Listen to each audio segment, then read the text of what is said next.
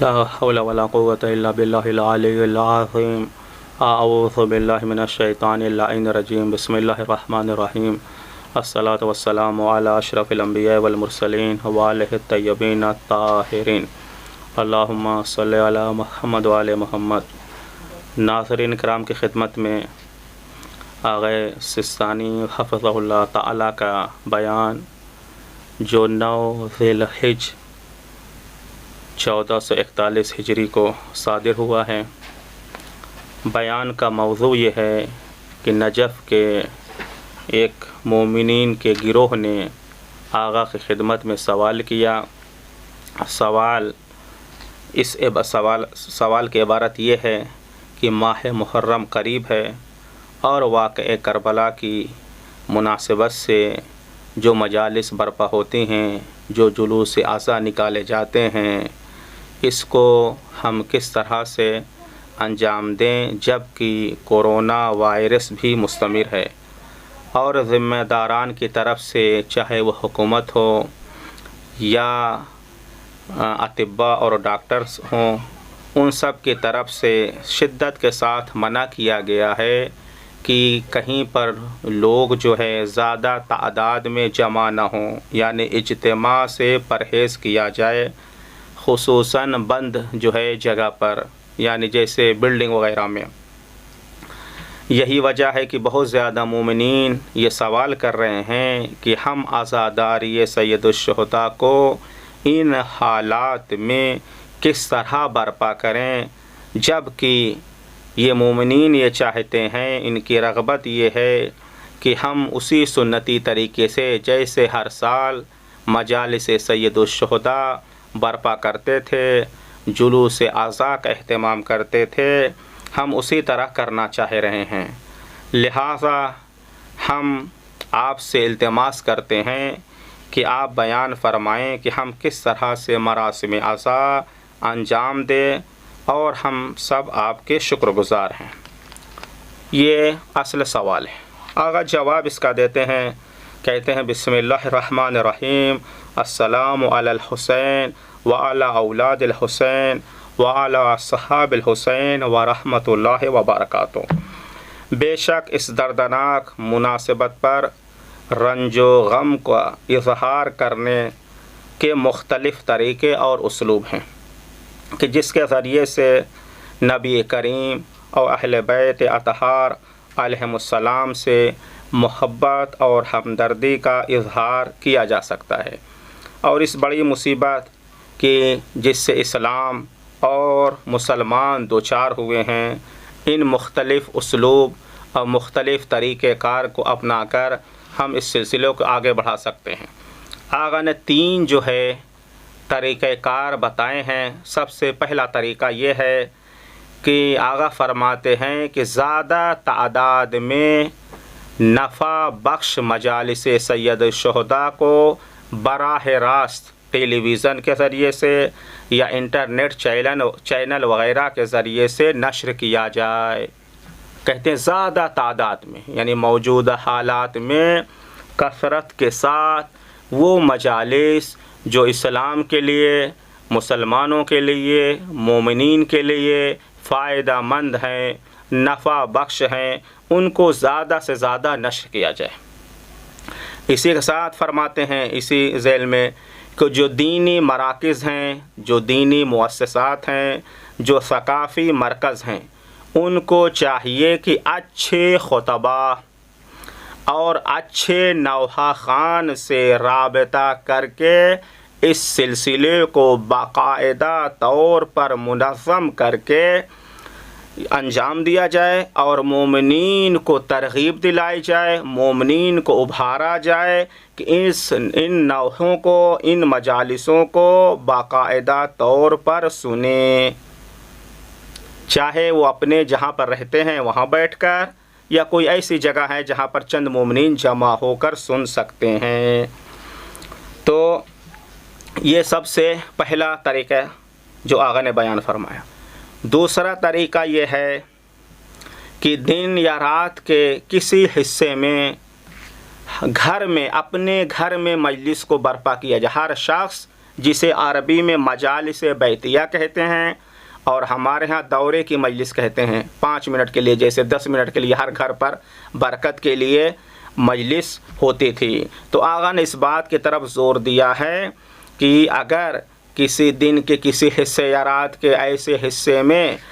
ہر انسان اپنے گھر میں مجلس برپا کر سکتا ہے، وہ اس میں شرکت کرنے والے مختصر افراد ہوں، گھر والے ہوں یا جو اس گھر سے رابطہ رکھتے ہیں، وابستہ رکھتے ہیں، اگر اس طریقے سے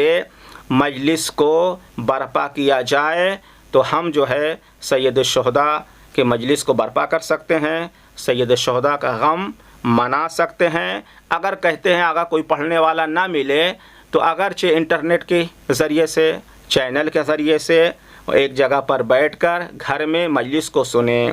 اور اپنے ناظرین کی خدمت میں یہ بیان کر دیں کہ مجالس بیتیہ جو دورے کی مجلس، گھر گھر والی مجلس ہے، بڑے بڑے مراجع کرام ان کے لیے مناسب یہ نہیں ہوتا تھا کہ عمومی مجلس میں جائیں، تو وہ کیا کرتے تھے، گھر میں بیٹھ کر اپنے بچوں کو، اپنی بیوی، گھر والوں کے سامنے خود مجلس سید الشہداء پڑھتے تھے تاکہ وہ اس غم منانے میں شریک ہو جائیں اور جناب سیدہ کو پرسا دیں. تو بہرحال آقا نے اس کی طرف کافی زور دیا ہے. اور اسی کے ساتھ آپ فرماتے ہیں اور اگر عمومی طور پر مجالس برپا ہو سکتی ہے تو وہاں پر ضروری ہے مومنین کے لیے جو طبی ارشادات ہیں، یعنی جو میڈیکل کی جانب سے، جو دائرہ صحت کی جانب سے، جو ہاسپٹل کی جانب سے جو ہدایات ارشاد ہوئی ہیں اس کی جو ہے پابندی کی جائے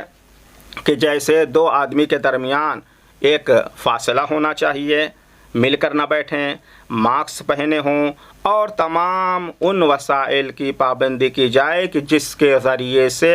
اس بیماری کو، اس وائرس کو پھیلنے سے روکا جا سکتا ہے. اور اسی طرح سے حاضرین کی تعداد اور کھلی جگہ پر کرنا ہے یا بند جگہ پر کرنا ہے، ان سب کی جو ہے کس کی رعایت کی جائے، جو حکومت کی طرف سے قوانین صادر ہوئے ہیں، جو ارشاد جو یعنی ڈاکٹر نے رہنمائی کی ہے، ان سب کی پابندی کر کے ہم عمومی مجلس برپا کر سکتے ہیں اگر جہاں پر مجلس برپا ہو رہی ہے اس ملک کے گورنمنٹ، اس ملک کی حکومت اجازت دے رہی ہے. یہ 2 طریقہ تھا اس حالات میں سید الشہداء منانے اور مجلس برپا کرنے کا. تیسرا طریقہ یہ ہے، کہتے ہیں تیسرا طریقہ یہ ہے کہ ہم پیغام عاشوراء کو بڑے پیمانے پر علم، پرچم کو بلند کریں، کالے کپڑے جو ہے جگہ جگہ چسپاں کریں، چوراہے پر، گلی میں اور تمام عمومی مقامات پر نشر کریں. کہتے ہیں لیکن ایسا کرنے سے جب ہم روڈ پر، گلی میں، چوراہے پر پرچم لگائیں گے، علم لگائیں گے اور جو ہے کالے کپڑے لگائیں گے تو ایسا کرنے سے ایک چیز کا خیال یہ رہے کہ کسی کی شخصی پراپرٹی ملکیت پر تجاوز لازم نہ آئے، یا تو اس سے ہم آہنگی کر لی جائے یا جہاں پر اجازت دی گئی ہو، اور جو ہے اس جگہ کے جو ملکی قانون ہیں اس کی جو ہے بھی پاسداری کرتے ہوئے پوسٹر، بینر کے ذریعے سے. اور بہتر یہ ہے، آقا کہتے ہیں بہت بہتر یہ ہے کہ ان بینرز، ان جو ہے کالے کپڑے پر امام حسین علیہ السلام کے کلمات کی وہ جملے لکھے جائیں جس میں آپ کے عظیم اصلاحی نہضت کی وہ جملے جو عکاسی کرتے ہیں، آپ کے مشن کی جو جملے عکاسی کرتے ہیں، ان کو لکھ کر ان تمام جگہوں پر نشر کیا جائے. اور اس مصیبت زدہ واقعے کے سلسلے میں آگے فرماتے ہیں کہ اچھے شعر جو کہے گئے ہیں یا جو اچھے کلمات کہے گئے ہیں ان کو بھی بینر پر اور کالے کپڑے پر، پرچم پر لکھا جا سکتا ہے، نشر کیا جائے. اس کے بعد آخری چیز آقا فرماتے ہیں کہ مجلس میں تبرک جو ہے تقسیم ہوتا ہے،